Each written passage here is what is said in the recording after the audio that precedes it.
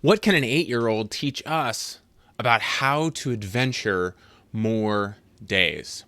As a busy business owner, as an entrepreneur who's kind of charting your own course in this world, a big reason you got into it is so that you could have that flexibility, so that you could win back your freedom. As one of my clients says, Josh, you helped me get my life back.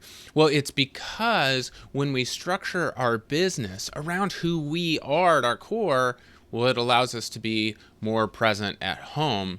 And I learned a ton of lessons over the last 3 days from my 8-year-old daughter, and I want to share those with you.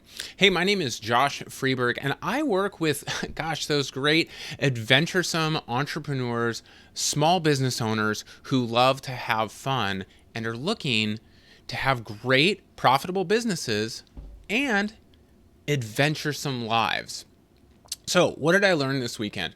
My daughter has really wanted to go out camping with me, and the weather finally broke. We had a really nice weekend here, early April in Oregon, and it was time for us to go out.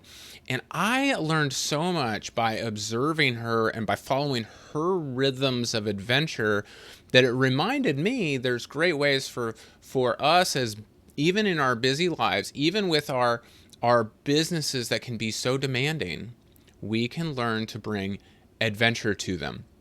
And we can learn to bring more adventure into our personal lives. Now, we don't get too far into this idea that somehow work and personal is separate, that these are separate spheres. Instead, we try to get to work-life harmony, work-life integration. And when we do that, boy, our work becomes more fun.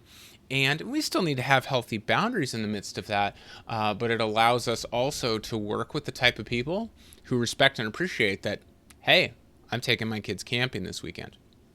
Well, Indigo and I had a fabulous time. We went out toward the Oregon coast range, and it was, nicer weather, but we still got rained on pretty hard and still had, challenging circumstances to deal with, but isn't that part of an adventure? I mean, if it was easy, it would just be, I don't know, some beachside resort or something. It wouldn't necessarily be a crazy adventure where who knows what lurks around every corner.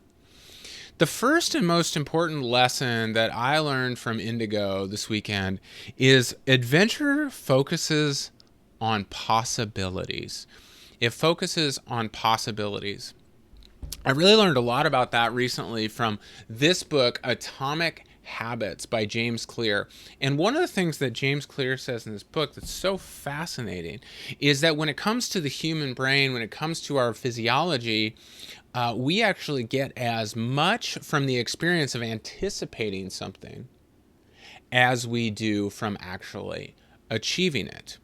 This is really helpful, actually, when we think of the adventure of our business. When you think about, all right, I need to call prospects today, call sales prospects today, and try and make some sales. So often we decide our success based on whether or not we make a sale, rather than on the process and the possibility and the anticipation and really leaning into that. Here's what I mean. Indigo and I, when we went out camping this weekend, one of the things we said was, here's what we're looking for. It happens to be spring bear hunting season, and so the first thing we were looking for was a bear. We didn't see a bear. That's okay. We were looking for one. We looked for tracks. We looked for sign. We looked for evidence, and I got to teach her a lot about the type of habitat that bears live in. Second, it's shed season. Sheds when deer and elk lose their antlers, and so one of the things you can do is go shed hunting. You can look for those antlers, and super fun to find them. Also really challenging because, well, the woods are really big and antlers are not. So we looked and looked and looked. We saw elk sign. We saw droppings. We saw prints. We saw old rubs on trees. And boy, we never found an antler, but we sure enjoyed the process of looking for one. A couple other things we were looking for. We were looking for just deer and elk, if we could see them. And sure enough, we saw some. They were about 1,500 yards off, like 2 canyons over, but we got to look at them through our binoculars. Super exciting when we got to see those.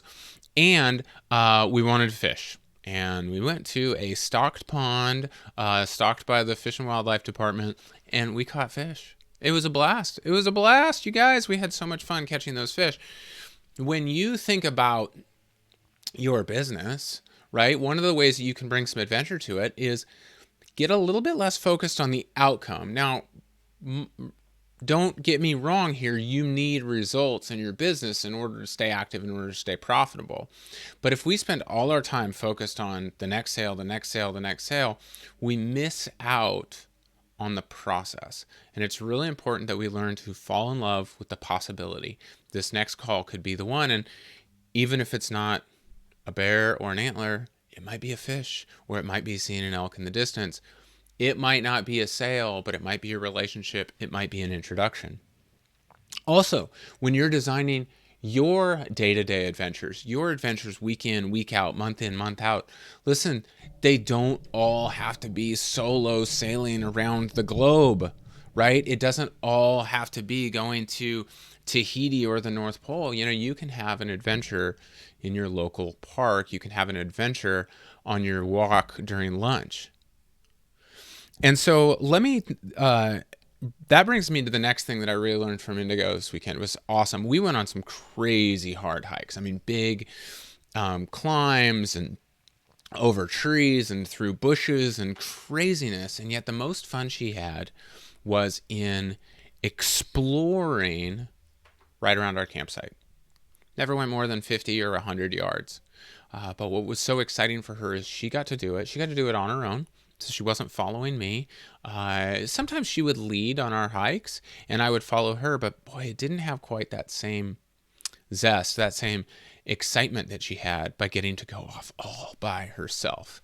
Now don't worry, she was safe. She had a whistle and she had to whistle and signal back every once in a while so that I knew that she was close, but she got to really go out on her own and check out some trails and check out what was behind that tree and behind that rock and behind that cliff.